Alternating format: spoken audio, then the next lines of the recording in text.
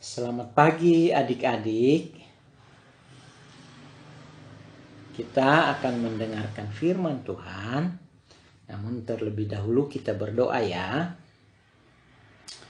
Tuhan Yesus, Bapa kami yang baik, kami bersyukur karena Tuhan masih menjagai, memelihara kami sampai dengan saat ini.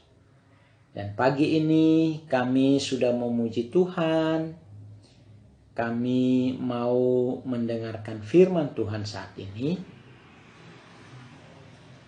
Hamba-Mu berdoa Tuhan berkati semua anak-anak sekolah minggu yang ikut sekolah minggu dari rumah.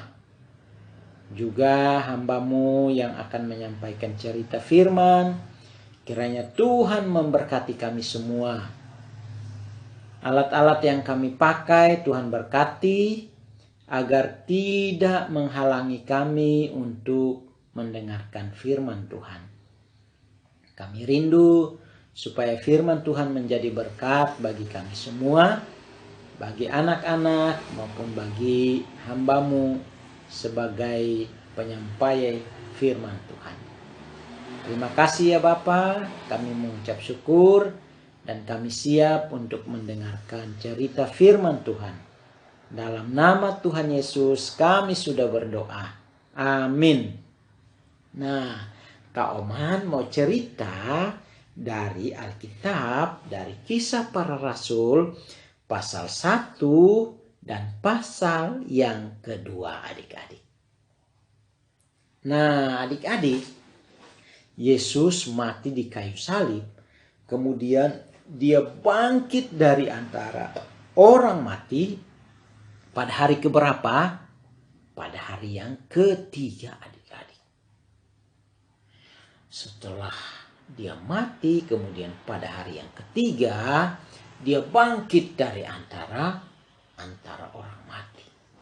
Nah, setelah dia bangkit adik-adik, kurang lebih 40 hari adik-adik, dia bersama-sama dengan murid-muridnya. Waktu dia bersama-sama dengan murid-muridnya, Yesus ingin menggunakan waktu itu untuk memberitahu kepada murid-muridnya.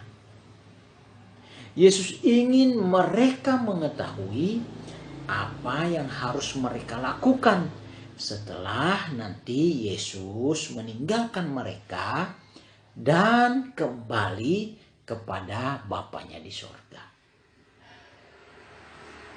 Nah, Yesus memberitahu para murid bahwa Roh Kudus akan datang untuk memberi mereka kuasa.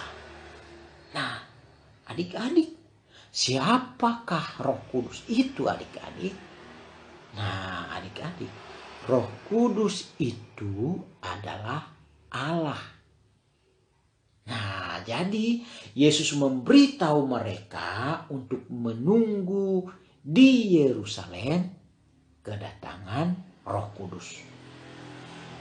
Nah, adik-adik, kemudian beberapa waktu setelah itu, ketika para pengikut Yesus sedang bersama-sama di suatu tempat di Yerusalem,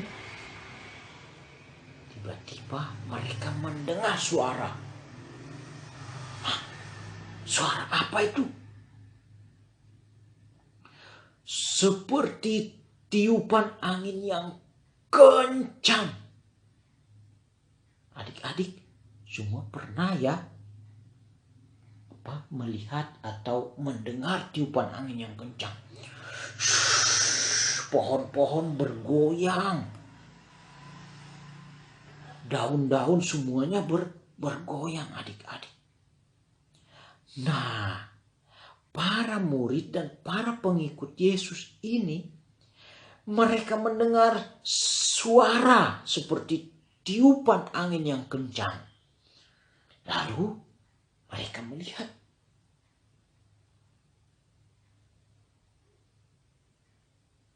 Apa yang mereka lihat adik-adik? Sesuatu seperti lidah api. Api? Iya, lidah api turun ke atas setiap orang-orang yang ada di sana, adik-adik.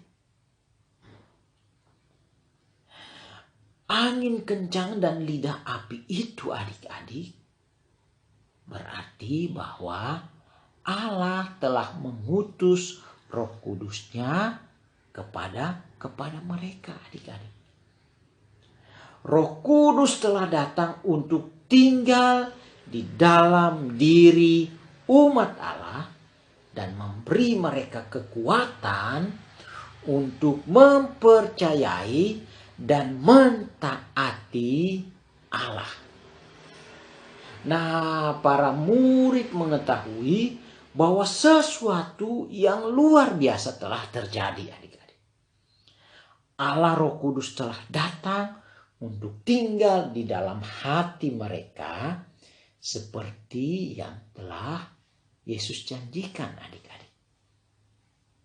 Nah, Roh Kudus itu membuat para murid menjadi sangat gembira.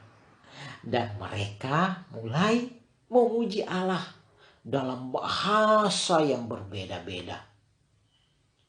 Dalam berbagai-bagai macam bahasa. Orang-orang dari segala tempat mendengar suara itu dan berkumpul di sana, adik-adik. Mereka datang berkumpul dekat-dekat dengan para murid Tuhan Yesus, adik-adik. Tidak lama kemudian sudah ada sekumpulan orang banyak berkumpul di sana, adik-adik. Nah, mereka mendengar dengan heran. Mereka terkejut. Karena apa? Karena para murid berbicara tentang pekerjaan Allah yang luar biasa, tentang karya Tuhan atau tentang semua yang telah Tuhan kerjakan. Tapi mereka mendengarnya dalam bahasa yang dapat mereka mengerti, adik-adik. Ini adalah mujizat Allah yang sangat luar biasa yang menunjukkan kuasa rohnya, adik-adik.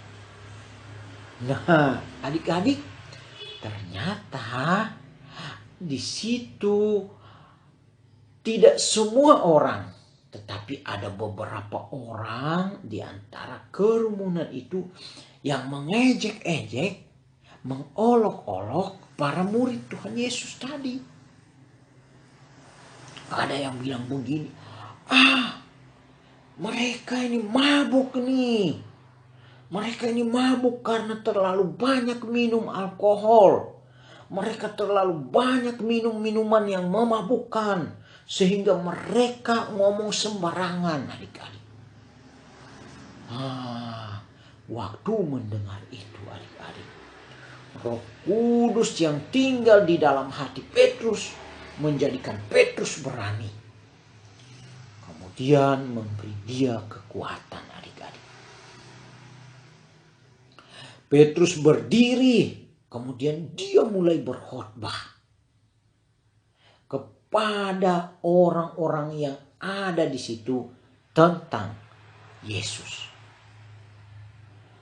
Nah, adik-adik, dia mengatakan kepada mereka bahwa jika kalian semua di sini berpaling dari perbuatan dosa dan percaya kepada Tuhan Yesus, maka dosa-dosa mereka akan diampuni. Wah, percaya kepada Tuhan Yesus, kemudian berpaling dari dosa-dosa, maka Tuhan Yesus akan mengampuni. Wah, ini luar biasa. Nah, adik-adik, ketika orang-orang mendengarkan perkataan Petrus, hati mereka menjadi gelisah, adik-adik. Kemudian mereka menyesali dosa-dosa mereka dan mereka datang memohon kepada Allah untuk mengampuni dosa-dosa mereka. Adik-adik tahu, pada hari itu juga, adik-adik, sangat banyak orang yang percaya kepada Yesus dan menerima Roh Kudus. Nah, adik-adik, Petrus dan para murid-murid bukanlah satu-satunya yang penuh dengan Roh Kudus, adik-adik. Tapi Roh Kudus hidup di dalam diri semua anak-anak Allah. Nah, jika kalian adalah milik Yesus, Roh Kudus juga tinggal di dalam diri kalian. Kak Oman adalah milik Tuhan Yesus, maka Roh Kudus juga tinggal di dalam diri Kak Oman. Kak Oman juga percaya bahwa kita semua anak-anak sekolah minggu juga adalah milik Yesus. Maka Roh Kudus juga tinggal di dalam hati kita. Nah, kalau ada yang belum percaya kepada Tuhan Yesus, minta supaya Tuhan Yesus hadir di dalam hidup dan kita mau katakan, Tuhan Yesus, aku terima Engkau sebagai Tuhan dan Juru Selamat, agar Roh Kudus juga tinggal di dalam hati kita. Nah, adik-adik, firman Tuhan berkata bahwa ketika kita menerima Tuhan Yesus, maka Roh Kudus juga ada di dalam diri kita. Nah, adik-adik, Roh Kudus tinggal di dalam diri kita. Dia memberi kita kekuatan yang kita perlukan untuk mempercayai dan menaati Yesus. Kemudian juga untuk mengasihi Allah, untuk melakukan apa yang Dia katakan, dan untuk melayani Dia. Nah, adik-adik, Kak Oman mau tanya. Kata Yesus, apa yang harus mereka atau murid-murid tunggu di Yerusalem? Nah, Roh Kudus. Kedatangan Roh Kudus. Nah, siapakah itu Roh Kudus? Roh Kudus itu adalah Allah. Nah, mengapa Roh Kudus datang? Untuk tinggal di dalam diri umat Allah dan memberi mereka segala sesuatu yang mereka perlukan untuk percaya, untuk taat, dan untuk melayani Dia. Nah, adik-adik, apa yang Roh Kudus berikan kepada Petrus? Yaitu keberanian untuk berkhotbah. Kemudian hati yang mau percaya dan melakukan apa yang Tuhan Yesus perintahkan. Nah, adik-adik, Roh Kudus memberi Petrus kuasa untuk melayani Allah. Roh Kudus juga memberikan kuasa itu kepada Kak Oman, kepada semua adik-adik sekolah minggu yang ada di rumah. Roh Kudus memberikan kuasa itu kepada kita semua yang percaya kepada Tuhan Yesus.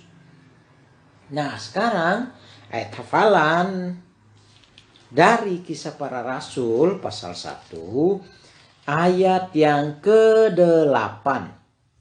Kak Oman bacain untuk kita semua. Tetapi kamu akan menerima kuasa kalau Roh Kudus turun ke atas kamu, dan kamu akan menjadi saksiku di Yerusalem dan di seluruh Yudea dan Samaria dan sampai ke ujung bumi. Nah, itu ayat hafalan untuk kita ya.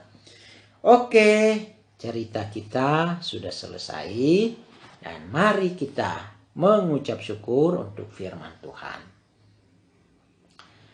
Tuhan, kami bersyukur karena kami boleh mendengar cerita bahwa kedatangan Roh Kudus masuk dalam hati kami dan memampukan kami, memberikan kami kekuatan untuk percaya kepada Tuhan, untuk juga taat kepada Tuhan, dan juga untuk melayani Tuhan. Maka biarlah Roh Kudus-Mu memampukan kami sebagai anak-anak Tuhan untuk terus taat, untuk mengasihi Tuhan dalam kehidupan kami. Terima kasih. Inilah doa, ucapan syukur kami untuk firman Tuhan. Di dalam nama Tuhan Yesus kami sudah berdoa. Amin.